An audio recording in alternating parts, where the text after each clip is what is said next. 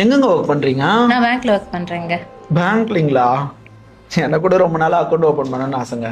பண்ணலாங்க. கரண்ட் அக்கௌண்ட்டா சேவிங்ஸ் அக்கௌண்ட்டா? Life saving account. மூடிக்கிட்டு கிடக்க முடியல.